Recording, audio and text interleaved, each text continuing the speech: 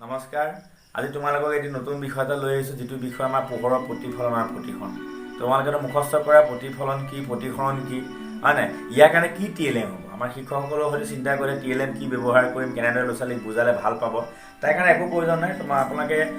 এইটো এটা কি আছিল আমাৰ লেজাৰ এইটো লেজাৰ বজাই সুজাই মেলাই চালাই সকলোতে কিনিবলৈ পায় বেছি দাম নহয় 50 টকা দাম হয় ইয়াৰ ভিতৰত 3টা বেটাৰী থাকে বেটাৰী শেষ হ'লে বেটাৰী আমাৰ ঘড়ীৰ দোকানতে কিনিবলৈ পোৱা যায় এইটো এটা ল'লে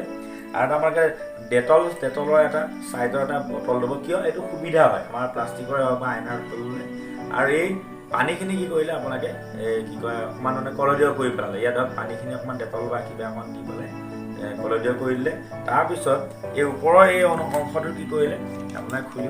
পেলাই কি ইয়াত ধূপৰা জ্বলাই অকণমান এই মানে যেতিয়া কি অলপ ঘন মাধ্যম কৰিলে কি হয় বায়ুখিনি মানে অলপ এই পাৰ্টিকুলবিলাক যেনেকৈ আমাৰ টৰ্চ এটা লগাই দিলে তেতিয়া আমাৰ টৰ্চটো জ্বলাই দিলে যেনেকৈ আমি বায়ুত থকা কিছুমান উৰি থকা বস্তু আমি দেখি পাওঁ তেনেকৈ সেইটোৰ কাৰণে মই ইয়াত ৰেটো ৰশ্মিডাল ক্লিয়াৰকৈ দেখিবৰ কাৰণে মই ইয়াত অকণমান ধূপৰ ধোঁৱা ইয়াত এৰি থৈছোঁ আৰু ইয়াত পানীখিনি আমি কি অলপ তুলি থৈছোঁ যাতে এইটো কলডিয় হৈছে স্পষ্টকৈ পাতটো মানে কি ৰশ্মিৰ যিটো মানে দিশ সেই দিশটো জানিব এতিয়া আমি এনেকৈ এইটো চাইছোঁ চোৱা এই দ্য ৰিফ্লেকশ্যন আৰু ৰিফ্ৰেকশ্যনৰ কনচেপ্ট এই আছে এয়া চোৱা ৰিফ্লেকশ্যন এটা এই বটলটো যিটো আমাৰ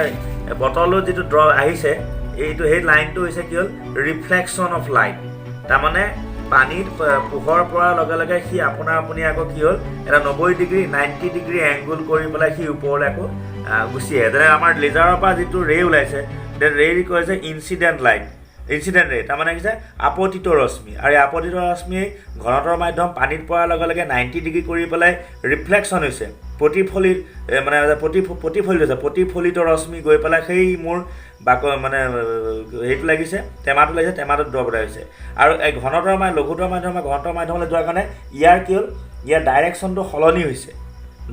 সলনি হৈ পেলাই কি হ'ল এটা প্ৰতিফলিত ৰশ্মি এটা হৈছে সেই প্ৰতিফলিত ৰশ্মি দেখিছে নাই তলত যিটো প্ৰতিফলিত ৰশ্মি ধুনীয়াকৈ এটা হৈছে চোৱা এইটো কেনেকৈ এইটো ডাইৰেক্ট এইটো কি হ'ল চিধা এইটো হৈছে কি হ'ল লঘুতৰ মাধ্যম পাৰ হৈ গৈছে লাহে লাহে মই এইটো ঘনতৰ মাধ্যমলৈ গৈছোঁ এইটো হৈছে ৰিফ্লেকশ্যনো আৰম্ভ হৈছে ৰিফ্ৰেকশ্যনো আৰম্ভ হৈছে এয়া ৰিফ্লেকশ্যনো আৰম্ভ হৈছে ৰিফ্ৰেকশ্যনো আৰম্ভ হৈছে এইটো চিধা ঘনতৰ মাধ্যম ইয়াত একো কোনো পৰিৱৰ্তন নাই এই যেতিয়া লঘুতৰ ঘনতৰ মাধ্যমৰ যেতিয়া মই লগাই দিছোঁ ৰিফ্ৰেকশ্যন আৰু ৰিফ্লেকশ্যন দুটা একেলগে হোৱা দেখা যায় এটা সুন্দৰ ছবি এটা এইটো হৈছে আমি ৰিফ্লেকশ্যন আৰু ৰিফ্ৰেকশ্যন একেলগে দেখাব পাৰোঁ ল'ৰা ছোৱালীক একো নাই এটা লেজাৰ লাইট এটা লাগে সেইটো 50 টকামান লৈ এটা ডেটলৰ বটল আৰু এটা মানে কলডিয় আমাৰ পানীখিনি কলডিয় কৰিছোঁ ডেটল দি পেলাই ওপৰখিনি আমি ধূপৰ হেৰি কৰিছোঁ গতিকে এনেকৈ আমি ৰিফ্লেকশ্যন আৰু ৰিফ্ৰেকশ্যনৰ কনচেপ্টটো ছাত্ৰ ছাত্ৰীসকলক এই টিএলএমৰ সাত সুন্দৰকৈ বুজাব পাৰোঁ গতিকে শিক্ষকসকলে ছাত্ৰ ছাত্ৰীসকলক দেখি ভাল পাব আৰু ইয়াৰ তুমি আৰু সুন্দৰ হ'ব এতিয়া মই কৰাতকৈ আৰু সুন্দৰকৈ ছাত্ৰ ছাত্ৰীসকলে কৰিব পাৰিব যদি তেখেতে ধৈৰ্য সহকাৰে এই কামটো কৰে আজিলৈ ৰাখিছোঁ তোমালোকে এনেকুৱা ধৰণৰ টিএলএম ডেভেলপ কৰিবা আৰু তোমালোকে ভাল লাগিব পঢ়ি পেলাই আৰু মনত ৰাখিবলৈ ভাল লাগিব ধন্যবাদ